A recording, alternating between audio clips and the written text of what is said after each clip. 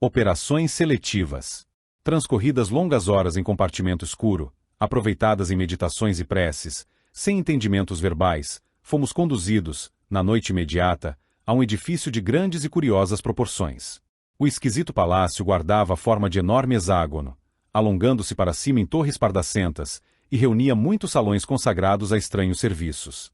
Iluminado externa e interiormente pela claridade de volumosos tocheiros, apresentava o aspecto desagradável de uma casa incendiada. Sob a custódia de 4 guardas da residência de Gregório, que nos comunicaram a necessidade de exame antes de qualquer contato direto com o aludido sacerdote, penetramos o recinto de largas dimensões, no qual se congregavam algumas dezenas de entidades em deploráveis condições. Moços e velhos, homens e mulheres, aí se misturavam em relativo silêncio. Alguns gemiam e choravam. Reparei que a multidão se constituía, em sua quase totalidade, de almas doentes. Muitos padeciam desequilíbrios mentais visíveis. Observei-lhes, impressionado, o aspecto enfermiço. O perispírito de todos os que aí se enclausuravam, pacientes e espectadores, mostrava a mesma opacidade do corpo físico. Os estigmas da velhice, da moléstia e do desencanto, que perseguem a experiência humana, ali triunfavam, perfeitos. O medo controlava os mais desesperados, porque o silêncio caía, abafante, embora a inquietação que transparecia de todos os rostos. Alguns servidores da casa, em trajes característicos, separavam, por grupos vários, as pessoas desencarnadas que entrariam, naquele momento, em seleção para julgamento oportuno.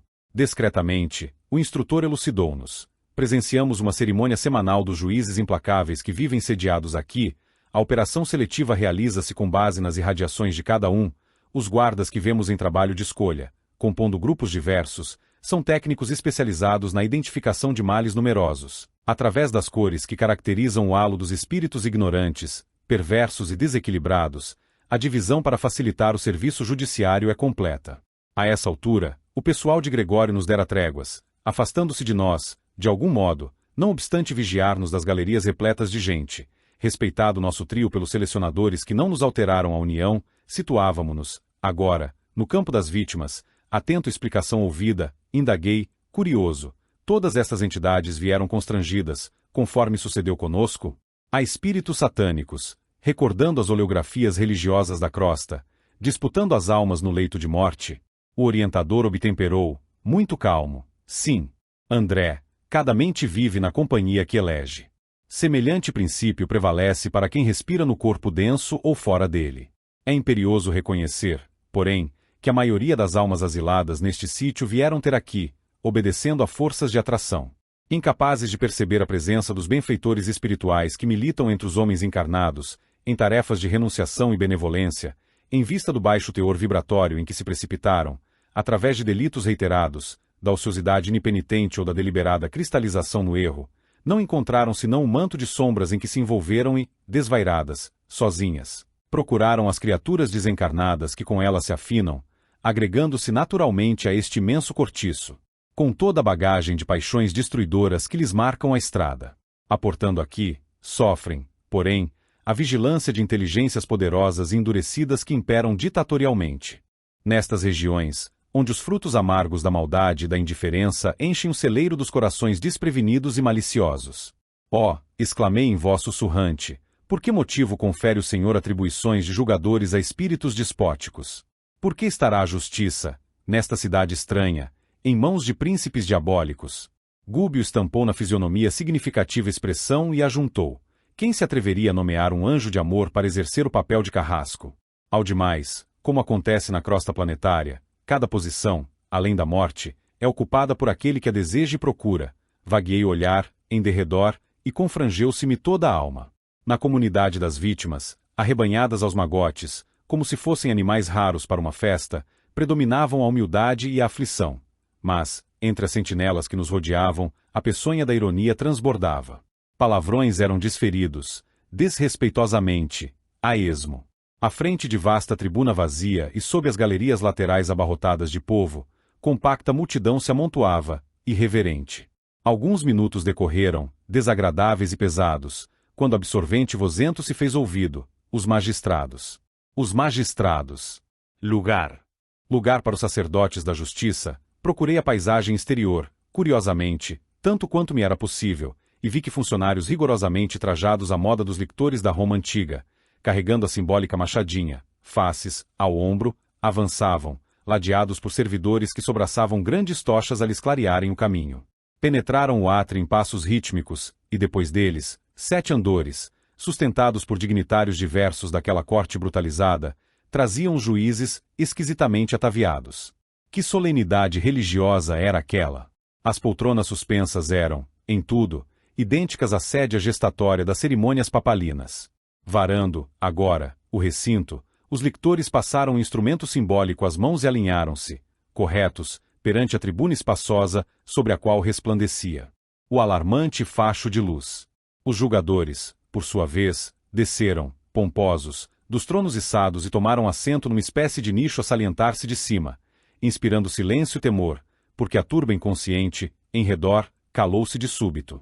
Tambores variados rufaram, como se estivéssemos numa parada militar em grande estilo, e uma composição musical semi-selvagem acompanhou-lhes o ritmo, torturando-nos a sensibilidade.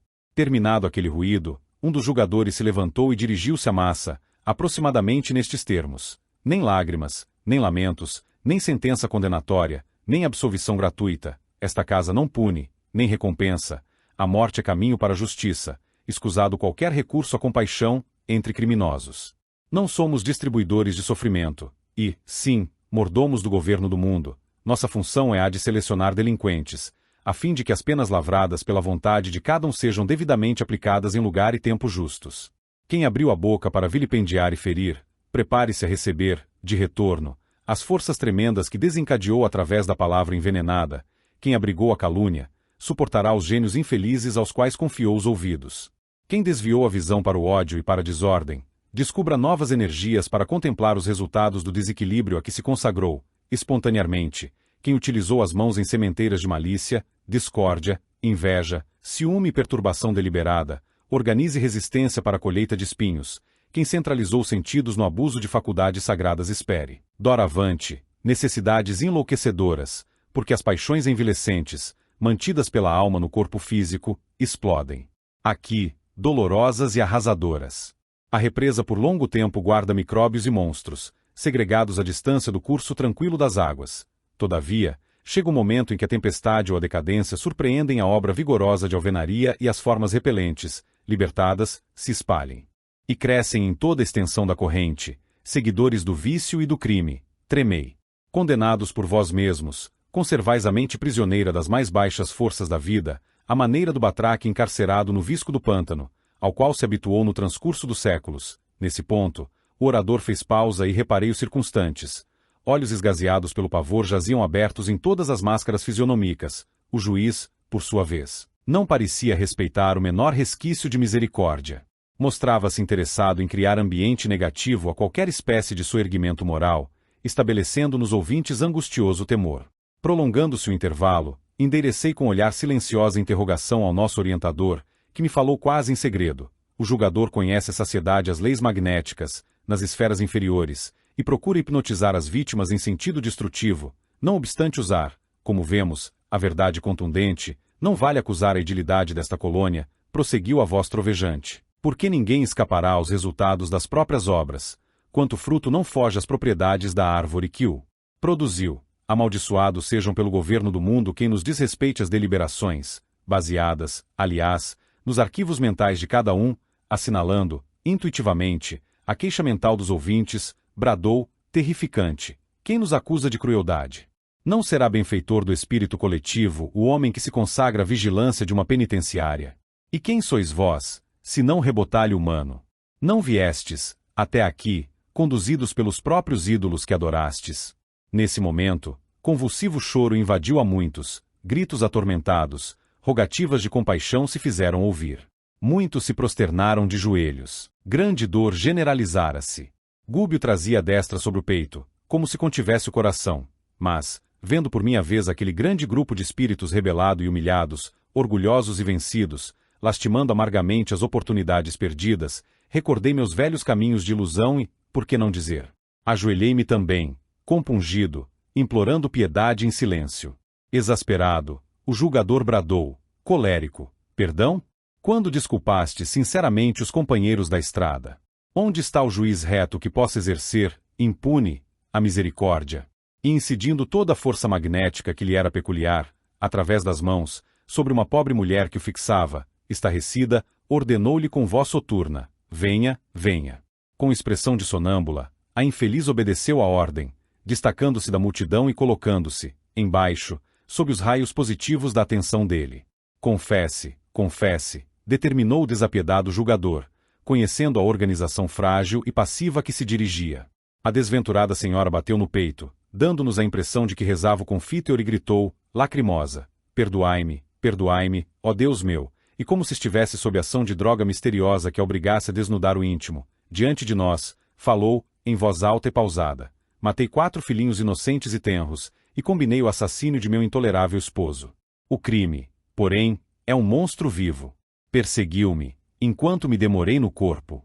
Tentei fugir-lhe através de todos os recursos, em vão, e por mais buscasse afogar o infortúnio em bebidas de prazer, mais me chafurdei no charco de mim mesma. De repente, parecendo sofrer a interferência de lembranças menos dignas, clamou: quero vinho, vinho, prazer.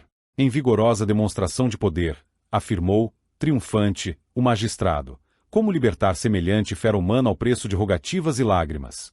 Em seguida, fixando sobre elas irradiações que lhe emanavam do temível olhar, asseverou, peremptório: a sentença foi lavrada por si mesma, não passa de uma loba, de uma loba. À medida que repetia a afirmação, qual se procurasse persuadi-la a sentir-se na condição do irracional mencionado, notei que a mulher, profundamente influenciável, modificava a expressão fisionômica. Entortou-se-lhe a boca, a cerviz curvou-se, espontânea, para frente, os olhos alteraram-se, dentro das órbitas. Simiesca expressão revestiu-lhe o rosto. Via-se, patente, naquela exibição de poder, o efeito do hipnotismo sobre o corpo perispirítico. Em voz baixa, procurei recolher o ensinamento de Gúbio, que me esclareceu num cicio. O remorso é uma bênção, sem dúvida, por levar-nos à corrigenda, mas também é uma brecha, através da qual o credor se insinua, cobrando pagamento. A dureza coagula-nos a sensibilidade durante certo tempo. Todavia, sempre chega um minuto em que o remorso nos descerra a vida mental aos choques de retorno das nossas próprias emissões. E acentuando, de modo singular, a voz quase imperceptível, acrescentou: temos aqui a gênese dos fenômenos de licantropia, inextricáveis, ainda, para a investigação dos médicos encarnados. Lembras-te de Nabucodonosor, o rei poderoso, a que se refere a Bíblia? Conta-nos o livro sagrado que ele viveu, sentindo-se animal, durante 7 anos. O hipnotismo é tão velho quanto o mundo e é recurso empregado pelos bons e pelos maus, tomando-se por base, acima de tudo, os elementos plásticos do perispírito. Notando, porém, que a mulher infeliz prosseguia guardando estranhos caracteres no semblante, perguntei: esta irmã infortunada permanecerá doravante em tal aviltamento da forma? Fim da longa pausa, o instrutor informou, com tristeza: ela não passaria por esta humilhação se não a merecesse. Além disso, se adaptou às energias positivas do juiz cruel, em cujas mãos veio a cair, pode também esforçar-se intimamente, renovar a vida mental para o bem supremo e afeiçoar-se à influenciação de benfeitores que nunca escasseiam. Na senda redentora, tudo, André, em casos como este, se resume a problema de sintonia. Onde colocamos o pensamento, aí se nos desenvolverá a própria vida. O orientador não conseguiu continuar. Ao redor de nós, as lamentações se fizeram estridentes, interjeições de espanto e dor eram proferidas sem rumo. O magistrado, que detinha a palavra, determinou silêncio e exprobrou, asperamente, a atitude dos queixosos. Logo após, notificou que os espíritos seletores se materializariam, em breves minutos, e que os interessados poderiam solicitar deles as explicações que desejassem. Concomitantemente, ergueu as mãos em mímica reverencial, fazendo-nos sentir que presidia ao estranho cenáculo, fez uma invocação em alta voz, denunciando, nos gestos, a condição de respeitável hierofante, em grande solenidade. Terminada que foi a locução, vasto lençol nebuloso, semelhante a uma nuvem móvel, apareceu na tribuna que se mantinha, até então, despovoada. E pouco a pouco, diante de nossos olhos assombrados, 3 entidades tomaram forma perfeitamente humana, apresentando uma delas, a que no porte guardava maior autoridade hierárquica, pequeno instrumento cristalino nas mãos. Trajavam túnicas de curiosa e indefinível substância em amarelo vivo e revestiam-se de halo afogueado, não brilhante. Essa auréola, mais acentuadamente viva em volta da fronte, Desferia radiações perturbadoras, que recordavam a esbraseada expressão do ferro encandecido. Ambos os acólitos da personalidade central do trio tomaram folhas de apontamento num cofre vizinho e, ladeando-a, desceram até nós, em silêncio. Inesperada quietação tomou a turba, dantes agitada. Ainda não sei de que recondita organização provinham tais funcionários espirituais. No entanto, reparei que o chefe da expedição tríplice mostrava infinita melancolia na tela fisionômica. Alçou ele o instrumento cristalino, à frente do primeiro grupo, formado de 14 homens e mulheres de vários tipos. Efetuou observações que não pude acompanhar e disse algo aos companheiros que se dispuseram à anotação imediata. Antes, porém, que se retirasse, 2 membros do conjunto avançaram implorando socorro. Justiça, justiça, suplicou o primeiro, estou punido sem culpa, fui homem de pensamento e de letras, entre as criaturas encarnadas. Por que deverei suportar a companhia dos avarentos? Fitando o seletor, angustiadamente, reclamou. Se escolheis com equidade, livrai-me do labirinto em que me vejo. Não terminara, e o segundo interferiu, ajuntando, magistrado venerável, por quem sois, não pertenço à classe dos sovinas. Imantaram-me a seres sórdidos e desprezíveis, minha vida transcorreu entre livros, não entre moedas, a ciência fascinou-me, os estudos eram meu tema predileto. Pode, assim, o intelectual equiparar-se ao usurário? O dirigente da seleção mostrou reservada piedade no semblante calmo e elucidou, firme. Clamais debalde, porque desagradável vibração de egoísmo cristalizante vos caracteriza a todos. Que fizestes do tesouro cultural recebido? Vosso tom vibratório demonstra avareza sarcástica. O homem que ajunta letras e livros, teorias e valores científicos, sem distribuí-los a benefício dos outros, é irmão infortunado daquele que amontoa moedas e apólices, títulos e objetos preciosos, sem ajudar a ninguém. O mesmo prato lhe serve na balança da vida. Por amor de Deus! Suplicou um dos circunstantes, comovedoramente. Esta casa é de justiça, em nome do governo do mundo, afiançou o explicador sem alterar-se. E impassível, embora visivelmente amargurado, pôs-se em marcha. Auscultava uma formação de 8 pessoas. Todavia, enquanto se comunicava com os assessores, acerca das observações recolhidas, um cavalheiro de faces macilentas salientou-se e exclamou, estadeando enorme. Fúria! Que ocorre neste recinto misterioso?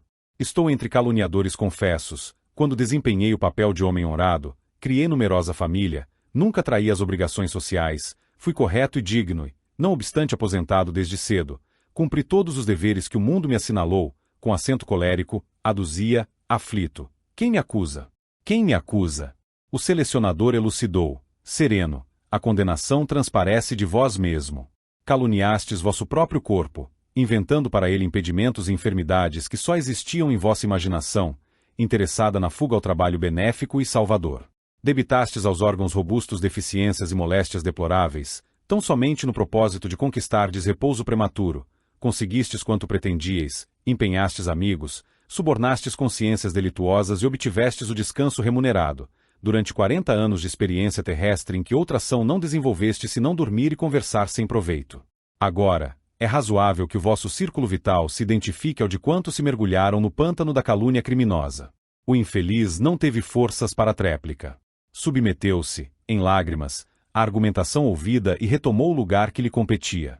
Alcançando o terceiro grupo, constituído de mulheres diversas, mal havia aplicado singular instrumento ao campo vibratório que lhes dizia respeito, foi mensageiro abordado por uma senhora, pavorosamente desfigurada, que lhe lançou em rosto atrozes queixas. Por que tamanha humilhação?